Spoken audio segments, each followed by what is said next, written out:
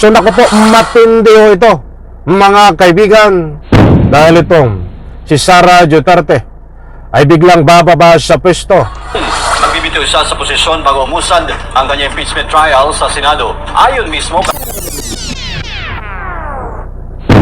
Alright, welcome back to my YouTube channel. I'm Andy's Vlog.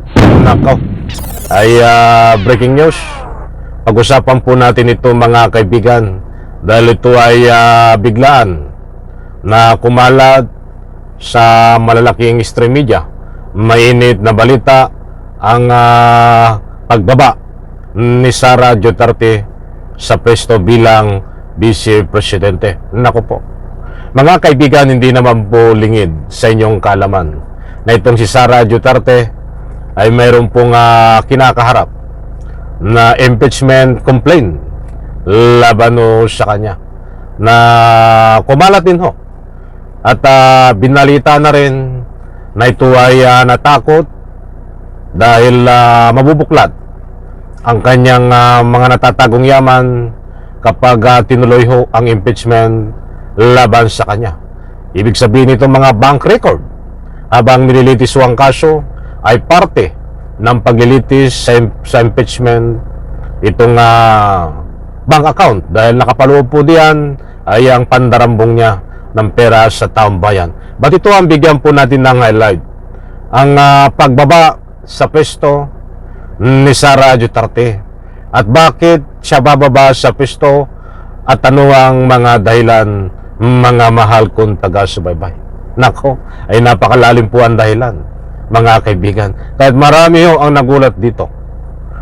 Sa ika nga po ay napakainit na balita, kaya't bibigyan po natin ng linaw, mga mahal kong taga-subaybay. Huwag po kayong aalis. Hindi po ito fake news, unahan ko po kayo. Mayroon po tayong basihan, mga kaibigan. Gusto ko pong ibahagi sa inyo, ipanood, iparinig. Kaya kapag mayroon po kayong pagkakataon, patapusin, panuorin ang vlog na ito. Nako, napakarami nyo pong matutuklasan tungkol sa pagbaba sa pwesto ni Sara Duterte, mga kaibigan. Ito po, shout out po sa lahat. Kumusta po kayo? Ngayon po ay araw ng Sabado. Tama po ba ako? Araw ng Sabado. Ito, pakinggan po natin, panuorin, unawain. May tsansang makatakbo muli sa halalan si Vice President Sara Duterte sa 2028 kung magbibitiw siya sa posisyon bago umusad ang kanyang impeachment trial sa Senado. Ayon mismo. Ay napakaliwanag ho dito. May tsansang makatakbo muli bilang presidente ng Republika ng Pilipinas itong si Sara Duterte. Ay hindi ka naman tatamain kahit ano pang klaseng pagtakbo ang gawin mo, Sara Duterte. Binigyan lang po natin ng konting komentaryo dahil bahagi po ng ating pagtatalakay, dahil nabanggit po dito, buhat sa politico.com, nandyan ho. Yan po ang mainit na balita. Ay may tsansa itong si Sara Duterte na tumakbo muli bilang presidente ng Republika ng Pilipinas. Hindi muli pala, I'm very sorry, itatama ko lang ho. May tsansang tumakbo bilang presidente ng Pilipinas. Ulitin ko po doon sa party na yon. May tsansang makatakbo muli sa halalan si Vice President Sara Duterte sa 2028 kung magbibitiw siya sa posisyon bago umusad ang kanyang impeachment trial sa Senado. Ayon mismo kay Chief Presidential Legal Counsel Juan Ponce Enrile. Sa isang panayam sa radyo, sinabi ni Enrile na kung mag-resign si VP Sara bago pa man magsimula impeachment proceedings, hindi na itutuloy ng Senado. Ngayon mga kaibigan, kung mag-resign si Sara Duterte, kung bumaba man sa pwesto, bago magsimula ang impeachment trial diyan sa Senado, ay pwede ho siyang makatakbo bilang presidente ng Republika ng Pilipinas sa ika nga po ay gaganapin ng pero malayo pa ito na halalan 2028 presidential election. Muli kong inuulit, kahit ito po ay ano pang klaseng pagtakbo, ay hindi po ito tatamain. Ang buboto lang ho dito ay siyempre ang kanyang mga tagasunod. Pero kami ho, taong bayan, na ika nga po ay naniniwala sa hindi magandang galawan, ni Sara Duterte ay hindi po kami tanga para iboto ho ito. Di po ba? Mga kaibigan, nako, ay maliwanag po diyan. Kaya bago tayo magpatuloy, dahil matindi pa, mas matindi ang matutuklasan nyo po dito sa ibabahagi ko po sa inyo. Bago ko po ibahagi sa inyo, gusto ko munang kunin ang inyong panig dahil importanteng mahalaga ho ang inyong mga reaction dito. Kahit wag po kayo mag-atubili na magbigay ng anumang public opinion. Ito po ang aking katanungan. Pabor po ba kayo na itong si Sara Duterte ay bumaba sa pwesto at nang sa ganon ay makatakbo siya bilang presidente ng Pilipinas at hindi na po itutuloy ang impeachment trial? Mga kaibigan, diyan po sa comment section ay malaki po ang ika nga po maitutulong yan ng inyong mga public opinion at yan po i-spread natin, mga kaibigan. Eto pa. Hindi rin siya mapapawalan na muling humawak na oposisyon sa gobyerno.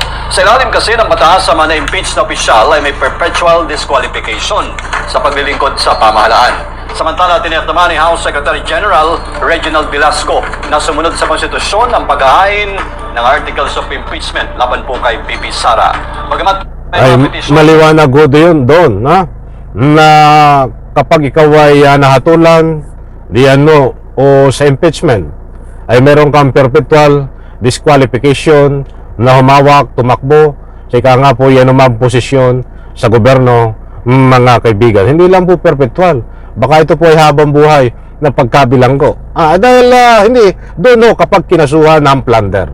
Dahil kapag na-impeach ka, siyempre kakasuhan ka doon sa kaso na plunder ho. Ang alam po natin dyan ay nako ho, walang piyansa habang buhay na pagkabilanggo, mga kaibigan. Ito pa, ituloy natin.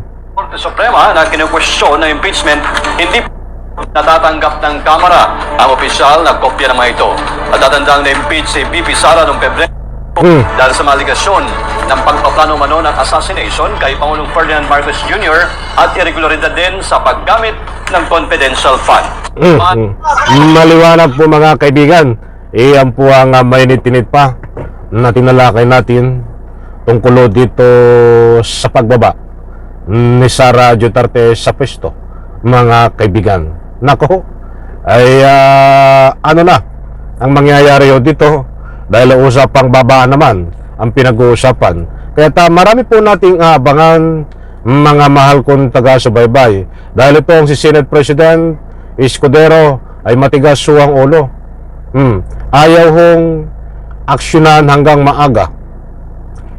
Ayaw hong gawin ang impeachment trial na ika nga po nitong buwan ng Marso.